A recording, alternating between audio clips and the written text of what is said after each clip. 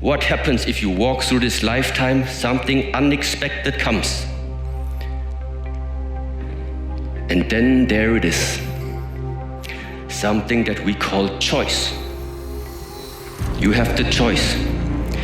The suffering comes and you run away, or the suffering comes, the pain comes, and you face it. We are overcoming the suffering. We are not running away from the suffering. You are overcoming it. You go through it until you have become so strong. Your body becomes so strong. Your mind has become so strong that it doesn't matter afterwards anymore. So you've got to learn to stand up to yourself inside yourself and short circuit, override that conversation that's always going on. 85% of what that conversation will tell you is negative. It's negative. It will tell you you're tired when you really are not tired. It will tell you you can't do it. It will fill you with fear. So you've got to watch that conversation. And when you find it going on, you've got to stand up to it and say, I'm going to do this anyhow. I'm afraid, but I'm afraid not to do it. And I'm not going to let you stop me. I don't tell people that they're okay the way they are. I say, no, you could be way more than you are. And they're relieved about that, you see, because if you're in a dark and terrible place and someone says you're okay the way you are, then you don't know what to do about that. It's right. Like, no, I'm not. I'm having a terrible time and I'm hopeless. You're okay the way you are. Well, then what? That's it? That's where I am?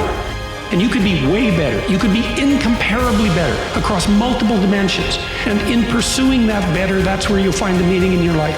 And that will give you the antidote to the suffering. Don't worry. You're never ahead, you're never behind. You're exactly where you need to be. Don't let anything rush you, because you're exactly where you need to be. And every minute that you're spending wishing you had someone else's life, you're wasting a minute of yours. You learn things painfully. And when you learn something painfully, a part of you has to die. That's the pain.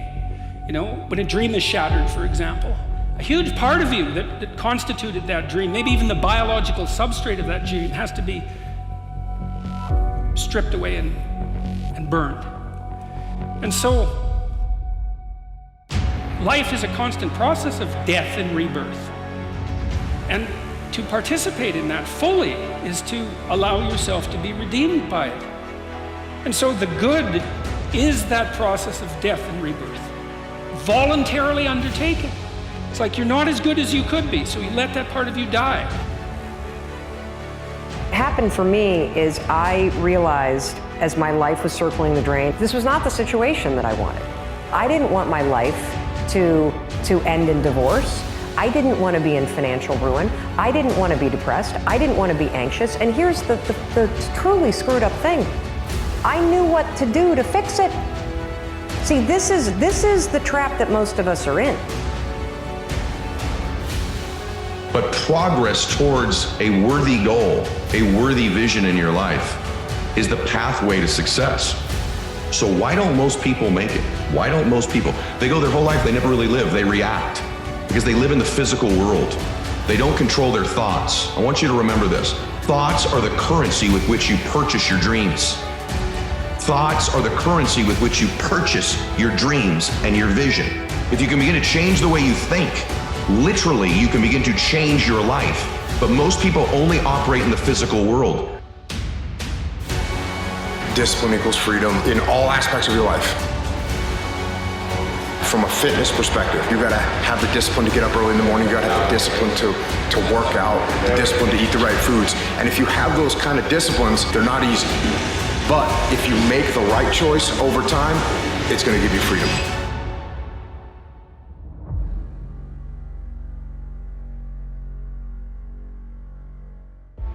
Life is a journey. Never think that any frame of your life is independent from other frames. Because that's where it can really overwhelm us. So when you're in a certain situation, you suddenly feel that this is it. This is now a real setback. If you don't recognize that it's a journey and this moon will continue to travel and the setback is not going to remain this way, then there's strength and confidence to move forward. But if you convince yourself that my moment, remember the emotional reaction of demoralization takes over, then besides the actual setback, the actual diminishment, you've now turned it into a liability.